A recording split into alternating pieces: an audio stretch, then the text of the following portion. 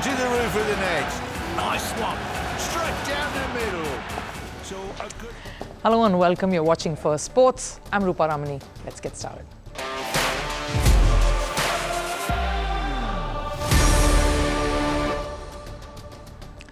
On the show today, the financial review of the Indian Premier League for the year 2023 is out, and guess what? The profit margin alone is many times more than what Pakistan cricket earns in a year. Their budget, in fact. How is the BCCI becoming the most dominant force for cricket in the world? Now, we've heard of false identity, but what about a whole team behaving as imposters? A team masqueraded as one from Colombia in a basketball tournament held in Russia. Colombian Federation is furious. More details on in the show. And can Formula One make a pit stop in its vibrant calendar to a city in Africa, the only continent in the world that doesn't have a race to its name? Lewis Hamilton is leading the charge for this. But first, a look at the headlines. Indian javelin ace Neeraj Chopra clinched silver in the Lausanne Diamond League. He recorded a sensational throw of 89.49 meters, bettering his earlier one at Paris, which was 89.45 meters, the second best throw of his career so far. Chopra was defeated by Grenada's Anderson Peters, who recorded a throw of 90.61 meters. In tennis, veteran Ons Jabeur of Tunisia has pulled out of the US Open with a shoulder injury. Jabeur had withdrawn from the City Open earlier this month and had also missed the Paris Olympics. England's cricket board announced details of home matches for the next season. The iconic Lords will host a women's test for the first time. The match will be played between India and England in the year 2026. England will also play tests against India and Zimbabwe in the summer of 2025. And two of India's oldest football clubs, Mohun Bagan and East Bengal, are set to face each other on September 2nd. The match will be held in Lucknow in the Indian state of Uttar Pradesh. The Kolkata derby was earlier scheduled for the 18th of August but was cancelled due to a combined protest of the two fans for the rape and murder victim.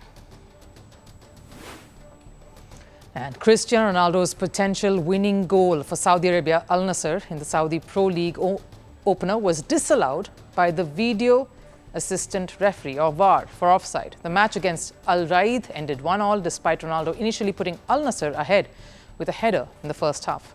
Ronaldo scored his 50th goal in 48 Saudi Pro League games with this header. He set a league record last season with 35 goals. But his first goal of the new season was overshadowed by the VAR decision. Now, there are talks between the IPL Governing Council and various teams already just on how to move forward. What changes can be made to the auction this time around? Are we talking IPL again so soon, you may ask? Did it not just get over just some months ago?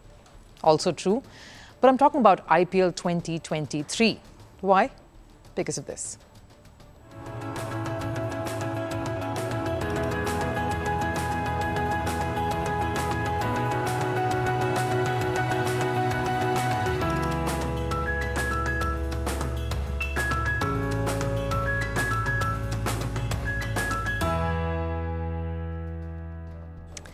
The last edition set a huge benchmark for any cricket property the world over.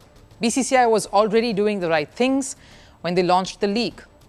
They made tight rules that would ensure this will grow, ensuring key Indian players, the current lot, would not play elsewhere. That's holding on to a currency and smartly popularizing IPL. This having a sense of exclusivity, getting the right tenders and ensuring the owners were ones who would stay for the long haul, weeding out the unpredictable ones, keeping a robust model that has potential to only grow, keeping the expansion at the heart of it. So now we have a 10-team affair that is fiercely contested and just as intense, thereby strengthening grassroots and the statewide fan base. All of that results in profits. So what have those been? BCCI has earned over 5,000 crore rupees, that's $600 million for IPL 2023, which happens to be 116% more than the year before. The surge in revenue is, of course, largely due to the new media deals that kicked in last year, where digital rights skyrocketed, surpassing the TV rights. But here's the interesting part of this news. BCCI and IPL have earned more than what Pakistan cricket's annual earnings amount to, their budget for the year. Shocking, yet predictable. Pakistan's financial health, when it comes to cricket, not entirely transparent at the moment, is in the doldrums. Reports suggest that PCB's annual income, even with its share from the ICC and domestic cricket tournaments, amount to somewhere close to BCCI's profit earned from IPL. So what's the number approximately? PCB's revenue, of course, that includes player contracts, media rights for domestic leagues such as PSL, which is the Pakistan Super League, and ICC distributions, might hover around 500 to 600 crore. That's a little over $72 million only annually, a figure that is nowhere close to BCCI's IPL 2023 profit, which was double of what BCCI made in 2022 with the IPL. So it's not even close to the profit earned in the year prior to that. What does this say? Complete disparity in the economic structure when it comes to world cricket. Now you can go ahead and include the other countries in the subcontinent, neighbors to India, in this comparison as well. Bangladesh just lost an ICC World Cup hosting right. Afghanistan has no cricket at home. Sri Lanka last hosted a World Cup more than 10 years ago. This also proves what a heavyweight India is when it comes to dominance in cricket. The T20 World Cup that concluded in USA and West Indies just some months ago incurred losses, massive losses for ICC to bear, but not IPL and not BCCI. And with reports of BCCI Secretary Jay Shah possibly taking over the reins at ICC, doing the rounds, the position India holds when it comes to cricket is only bound to get stronger. The classic Hollywood movies are either about superheroes, a magical love story that has reignited the love-struck audiences, or a crime thriller. A story about an agent, possibly. The movie takes a tricky turn when the main character turns out to be a double agent. Had allegiance to an arch rival. In other words, a spy movie. Now, real life seems to be taking inspiration from the real life. A similar script played out in Russia at a basketball tournament. That's right, in the Russian city Perm, a basketball tournament called Friendship Cup was taking place. The listed teams for the tournament are national teams from Russia, Venezuela, Colombia, and a domestic club, BC Parma. So here's the twist. The team listed on paper as Colombia was not really Colombia. A team that had not even the remotest connection to Colombia usurped the name, the logo, the flag, the colors, and masqueraded as the Colombian national team. The Colombian Basketball Federation is livid, and they're threatening to take legal action against the perpetrators.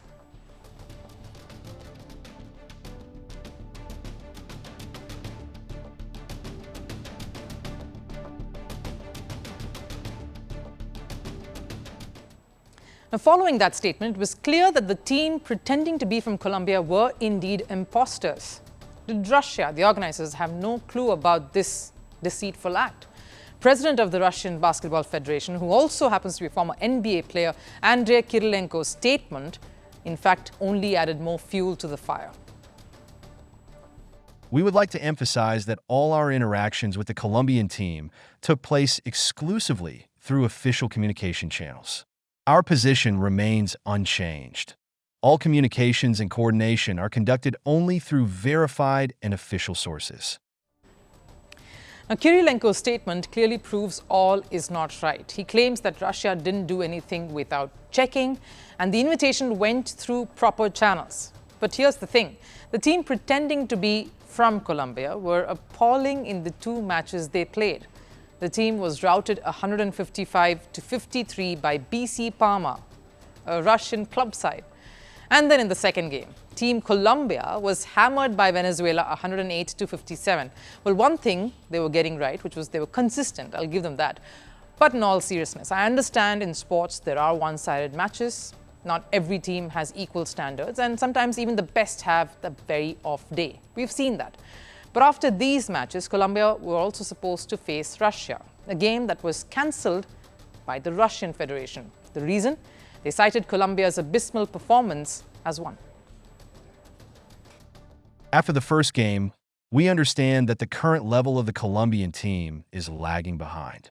In this regard, We have already revised the schedule and format of the tournament to ensure a more balanced and competitive competition. So basically what they're saying is that they revised the whole format right in the middle of the tournament, saying they needed a more competitive and evenly fought contest. Maybe the Russian team didn't want to face the pretend Colombia side. This would have raised more questions on the already dubious saga. This reminds me of a Sri Lanka handball team from the past. In 2004, a 23-member Sri Lanka handball side arrived in Germany to take part in a sports exchange program.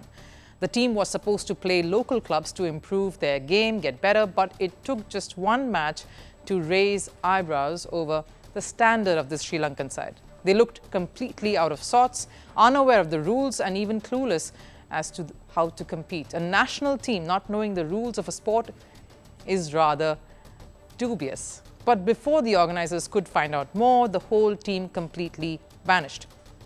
Now, a note was found by the organizers where the Sri Lankan team said they were leaving for France. But here's the best part: the Sri Lankan government later said that they weren't even aware that a national team of handball even existed. So clearly, those were some individuals pretending to be handball players just to get out of Sri Lanka and enter Europe. But in the case of the basketball team here, pretending to be from Colombia, the team is very much still here, leading me to think that one of Russia or Colombia Federation is not keeping their end up. Maybe some more information will trickle out in the days to come that could clear up a very muggy picture for us all. Now, Africa remains the only continent that doesn't host a Formula One race. However, its comeback is being considered by the organizers. If plans materialize, Rwanda could host a Grand Prix. After being away from action for many decades, Africa is hoping that it gets to reclaim its place in Formula One as well. The push to bring it back there isn't just about ticking a box, it's about correcting an oversight and ensuring the sport includes and sticks to that goal of inclusivity. And championing this cause, of course, is Formula One great Lewis Hamilton, whose recent trip to the continent was a wake-up call.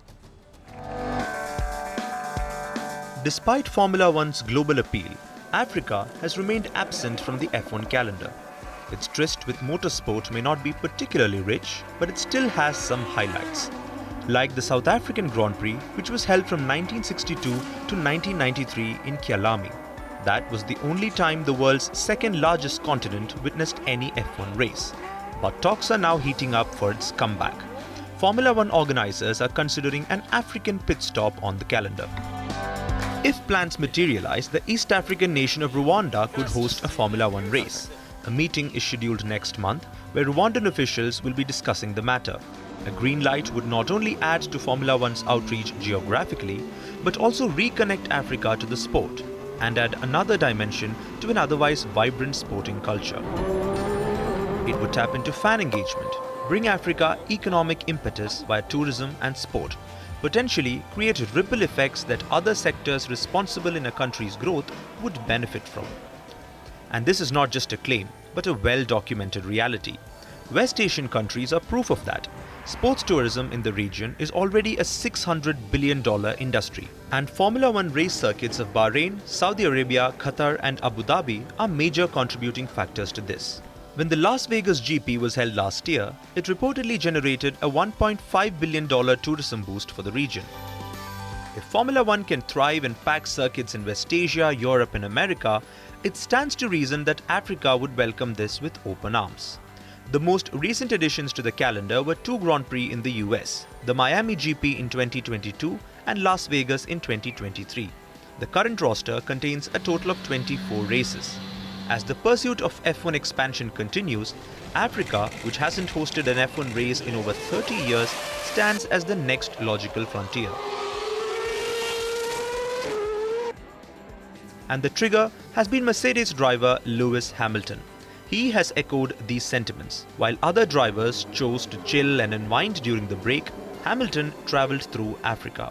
He met and interacted with many kids and refugees.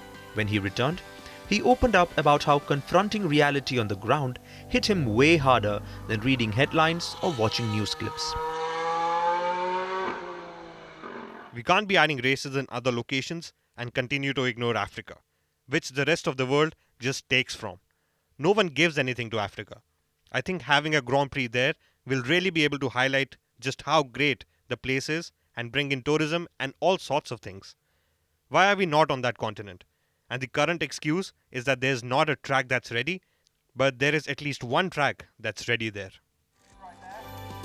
The 7-time world champion also said he has been working behind the scenes. He is in touch with Rwandan officials to push for the inclusion of F1 in Africa. It's not the first time F1's comeback to Africa is getting discussed. Hamilton has continuously vouched for Formula One's comeback there. However, financial constraints remain a major roadblock. According to Formula One's chief executive, Rwandan officials have a concrete proposal in their hands. It's time for Formula One to embrace Africa and tap into a different landscape that will only add to Formula One's diverse calendar. Time for last serve. Now, it's great to see entertainment and sport coming together. We caught a glimpse of it when pop star Ed Sheeran celebrated his ownership stake in an English soccer team in Ipswich Town, nicknamed Tractor Boys. Now, why are we ending with this, though? It's because of the way Ed Sheeran announced his stake. The clue is in the club's nickname.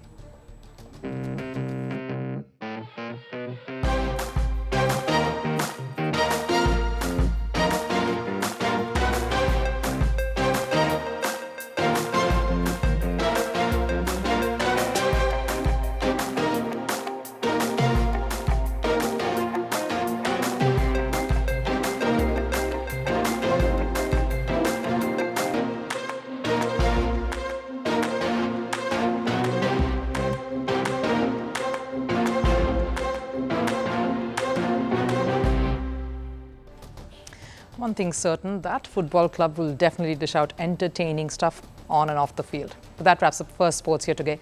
I'll see you again after this weekend. Do have a lovely couple of days. Till then, take care. Bye-bye.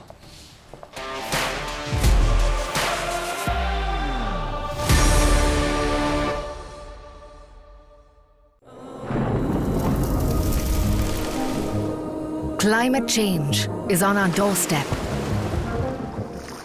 It's time for a revolution to take root.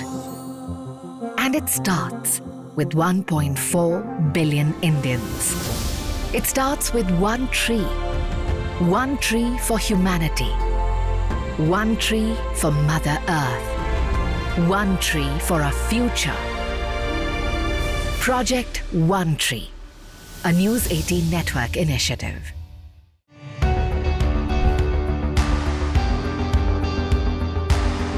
Across continents, one powerful news source. Bringing you diverse perspectives on the issues that matter.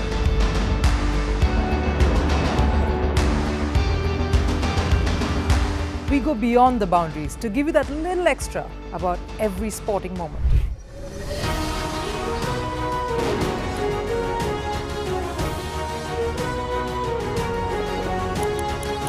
So thank you for making Firstpost 5 million strong. We're counting on your support, and you can trust us to bring you the news unfiltered and unvarnished.